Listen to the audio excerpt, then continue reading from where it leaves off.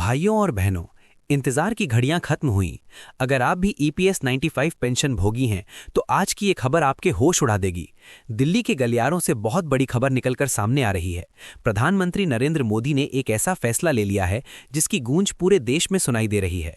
आज मैं आप लोगों को ये आश्वासन दे रहा हूं कि 1 फरवरी से आप सभी के खातों में 7,500 और डीए यानी महंगाई भत्ता लागू होने जा रहा है। क्या 1 फरवरी को आपके बैंक अकाउंट में 7,500 और साथ में डीए क्रेडिट होने वाला है? क्या कमांडर अशोक रावत की सालों की तपस्या रंग लाई है? आज की इस वीडियो में मैं आपको वो सच बताऊंगा जो शायद ही किसी न्यूज़ चैनल ने आपको दिखाया होगा। वीडियो को अंत तक देखिएगा क्योंकि बीच में एक ऐसी जानकारी है जिसे सुनकर आप खुशी से झूम उठेंगे। दोस्तों, पिछले कई महीनों से एनएसी नेशनल एजुटेशन कमेटी के चीफ कमांडर अशोक रावत जी के नेतृत्व में लाखों बुजुर्ग पेंशन भोगी सड़कों पर थे। सर्दी हो या गर्मी, हमारे बुजुर्गों ने हार नहीं मानी। अशोक रावत जी ने साफ कर दिया था कि अगर सरकार ने हमारी मांगें नहीं मानी तो एक बार फिर देशव्यापी आंदोलन होगा और इस बार आर पार की लड़ाई होगी। लेकिन सूत्रों के हवाले से खबर आ रही है, सरकार अब और रिस्क नहीं लेना चाहती। सूत्रों का दावा है कि पीएम मोदी ने खुद इस फाइल पर संज्ञान लिया है। चर्चा तेज है कि 1 फरवरी को बजट सत्र के आसपास या उससे ठीक पहले 7,500 प्लस डीए के प्रस्ताव पर अंतिम मुहर लग सकती है। अब सवाल ये उठता है कि क्या वाकई फरवरी से पैसा मिलना शुरू हो जाएगा? सोशल मीडिया पर एक रिपोर्ट वायरल हो रही है जिसमें दावा किया जा रहा है कि वित्त मंत्रालय और श्रम मंत्रालय के बीच लंबी बैठक हुई है। अशोक रावत जी ने स्पष्ट कहा है, हमें आश्वासन नहीं, आदेश चाहिए। अगर 7,500 प्लस दर लागू नहीं हुआ तो अशोक रावत एक बार फिर करो या मरो वाले आंदोलन की शुरुआत करेंगे। लेकिन संकेत मिल रहे हैं कि इस बार मोदी सरकार पेंशनर्स को नाराज नहीं करेगी। मेडिकल सुविधाओं और एरियर पर भी बड़ी अपडेट आने वाली है। दोस्तों, अब बात करते हैं उस सबसे बड़े मौक की जिसने सरकार की नींद पुनः दी है। कमांडर अशोक रावत ने हाल ही में एक बंद कमरे की मीटिंग में साफ कह दिया है कि पेंशनर्स की खामोशी को हमारी कमजोरी न समझा जाए। उन्होंने एक डेडलाइन तय कर दी है। अशोक रावत जी का कहना है कि अगर 1 फरवरी के ऐतिहासिक दिन पर सरकार ने हमारी चारों मुख्य मांगों को, जिसमें 7,500 पुलिस डीए, मेडिकल सुविधा और नॉन ईपीएस रिटायर्ड कर्मचारियों को शामिल करना है, पूरा नहीं किया तो देश का चक्का जाम हो जाएगा। क्या आप जानते हैं कि इस बार का आंदोलन पहले से अलग क्यों होगा? क्योंकि इस बार लाखों पेंशनर्स के साथ उनके परिवार और बच्चे भी सड़कों पर उतरने की तैयारी में हैं। अब आपके मन में सवाल होगा कि क्या मोदी जी वाकई 7,500 भारतीय नेपाली रुपया देंगे? देखिए, चुनावी गणित और पेंशनर्स की भारतीय नाराजगी को देखते हुए पीएम और पमो से जो संकेत मिल रहे हैं वो सकारात्मक हैं। सूत्रों के मुताबिक श्रम मंत्रालय ने एक नया ड्राफ्ट तैयार किया है। इस ड्राफ्ट में कम से कम पेंशन को बढ़ाने का प्रस्ताव रखा गया है। भले ही सरकार इसे किस्तों में लागू करे, लेकिन 1 फरवरी को होने वाला ऐलान ऐतिहासिक हो सकता है। क्या मोदी सरकार 2026 के इस सबसे बड़े तोहफे से करोड़ों बुजुर्गों का दिल जीत पाएगी? सस्पेंस अभी बरकरार है, लेकिन उम्मीद की किरण बहुत तेज है क्योंकि हाल ही भी प्रधानमंत्री नरेंद्र मोदी की तरफ से जो संकेत सामने आए हैं, उन्होंने पेंशनर्स के बीच नई जान फूंक दी है। हालांकि सरकार की तरफ से अभी अंतिम अधिसूचना का इंतजार है, लेकिन सूत्रों का कहना है कि 1 फरवरी से ईपीएस 95 के तहत पेंशन बढ़ोतरी लागू करने की दिशा में काम तेजी से आगे बढ़ रहा है। और यही वजह है कि सोशल मीडिया से लेकर जमीनी स्तर तक एक ही सवाल गूंज रहा है, क्या इस बार सच में 7,500 प्लस डीए खाते में आएगा? और अगर आएगा तो किन शर्तों के साथ? क्योंकि इस पूरी लड़ाई में एक नाम सबसे ज्यादा उभर कर सामने आता है, अशोक रावत, जिन्होंने वर्षों से ईपीएस 95 पेंशनर्स की आवाज को सड़क से संसद तक पहुंचाया और साफ शब्दों में कहा कि पेंशन भीख नहीं बल्कि अधिकार है। और यही दबाव आज पड़ता दिख रहा है। बताया जा रहा है कि अशोक रावत की प्रमुख मांगों में न्यूनतम पेंशन 7,500 तय करना, उसके ऊपर डीए जोड़ना और पुरानी विसंगतियों को दूर करना शामिल था। और अब खबर यह है कि इन मांगों पर सहमति बनने की दिशा में ठोस बातचीत हो चुकी है। लेकिन सस्पेंस अभी खत्म नहीं हुआ है, क्योंकि अशोक रावत पहले ही साफ कर चुके हैं कि अगर सभी मांगें पूरी तरह लागू नहीं हुई, अगर किसी भी स्तर पर कटौती या टाल मटोल की गई, तो आंदोलन एक बार फिर शुरू होगा और इस बार पहले से ज्यादा व्यापक होगा। हालांकि इस बीच जो संकेत मिल रहे हैं वो ये है कि सरकार कम से कम 7,500 प्लस डीए वाली मांग पर पीछे हटने के मूड में नहीं है, क्योंकि राजनीतिक, सामाजिक और नैतिक तीनों तरह का दबाव इस समय अपने चरम पर है। और सरकार जानती है कि ईपीएस 95 पेंशनर्स अब और इंतजार नहीं करेंगे। यही कारण है कि 1 फरवरी की तारीख को लेकर चर्चाएं तेज हैं। कुछ लोग इसे बजट से पहले का बड़ा संदेश मान रहे हैं, तो कुछ इसे लंबे संघर्ष का नतीजा बता रहे हैं। लेकिन आम पेंशनर के लिए असली सवाल यही है कि खाते में पैसा कब आएगा और कितना आएगा, क्योंकि महंगाई के इस दौर में दवाइयां, राशन और इलाज सब कुछ महंगा हो चुका है और 7,500 प्लस डीए से कम पर सम्मानजनक जीवन संभव नहीं है।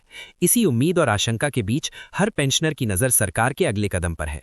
व्हाट्सएप ग्रुप्स में मैसेज घूम रहे हैं, यूट्यूब पर वीडियो वायरल हो रहे हैं और हर कोई 1 फरवरी की सुबह का इंतजार कर रहा है, क्योंकि अगर उस दिन खाते में बढ़ी हुई पेंशन दिखी तो ये सिर्फ एक अपडेट नहीं बल्कि दशकों के संघर्ष की जीत होगी।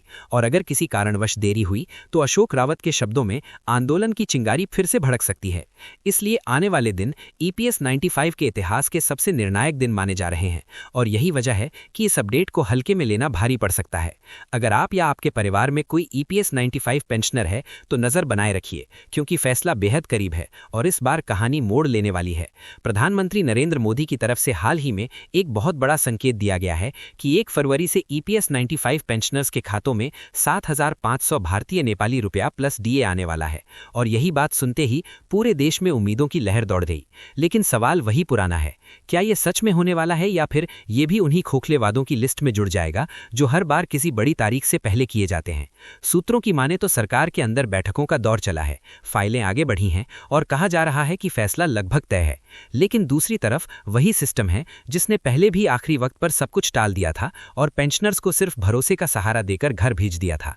इसी बीच अशोक रावत का नाम फिर से चर्चा में है, क्योंकि दावा किया जा रहा है कि डी अशोक रावत का नाम के सामनस है दास दास दास दास दास से कैरी बात की उनकी सारी मांगें मान ली गई हैं और सरकार अब पीछे हटने की हालत में नहीं है। लेकिन यहीं से सस्पेंस शुरू होता है, क्योंकि अशोक रावत खुद पहले भी साफ कह चुके हैं कि जब तक पैसा खाते में नहीं आता तब तक किसी भी ऐलान पर भरोसा नहीं किया जाएगा। और अगर 1 फरवरी को भी सिर्फ बयानबाजी हुई तो आंदोलन एक बार फिर सड़कों पर होगा और इस बार पहले से ज्यादा तेज होगा। दिलचस्प बात यह है कि सोशल मीडिया पर वायरल हो रही खबरें कुछ और ही कहानी बता रही हैं। कहीं लिखा जा रहा है कि 7,500 प्लस डीए फाइनल है तो कहीं कहा जा रहा है कि सिर्फ कुछ पेंशनर्स को ही फायदा मिलेगा और कहीं यह भी दावा किया जा रहा है कि बजट के बाद मामला फिर लटक सकता है।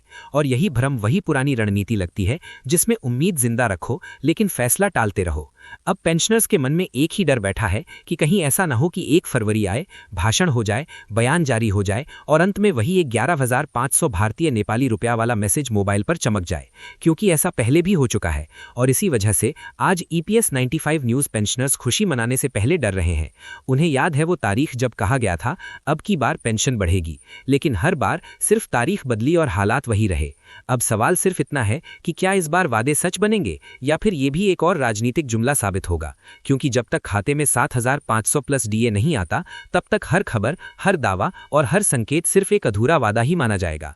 और यही वजह है कि 1 फरवरी ईपीएस 95 पेंशन के इतिहास की सबसे बड़ी कसौटी बन चुकी है, जहां या तो भरोसा लौटेगा या फिर सिस्टम से आखिरी उम्मीद भी टूट जाएगी। और इसी वजह से आज हर ईपीएस 95 पेंशनर के दिल में एक अजीब सा डर बैठा हुआ है, क्योंकि उन्हें अच्छे से याद है कि कैसे हर बार किसी बड़ी तारीख से ठीक पहले बड़े बड़े दावे किए गए थे।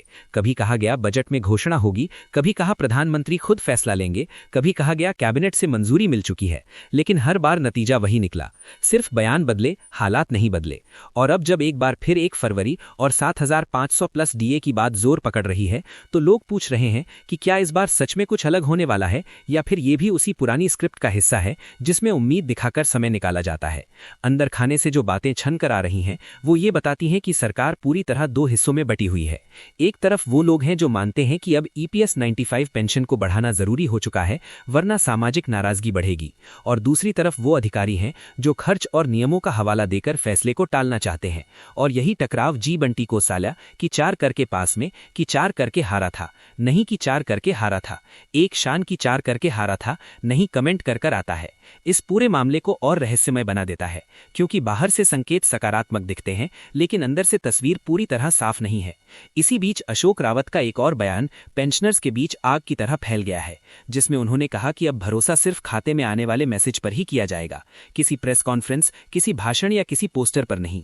और यही लाइन पेंशनर्स की हकीकत बयां करती है, क्योंकि सालों से उन्हें सिर्फ शब्द मिले, पैसे नहीं मिले। और अगर इस बार भी वही हुआ तो आंदोलन तय है, और वो आंदोलन सिर्फ दिल्ली तक सीमित नहीं रहेगा बल्कि हर राज्य, हर शहर और हर फैक्ट्री गेट तक पहुंचेगा। अब सवाल यह है कि क्या सरकार इस जोखिम को लेने के मूड में है।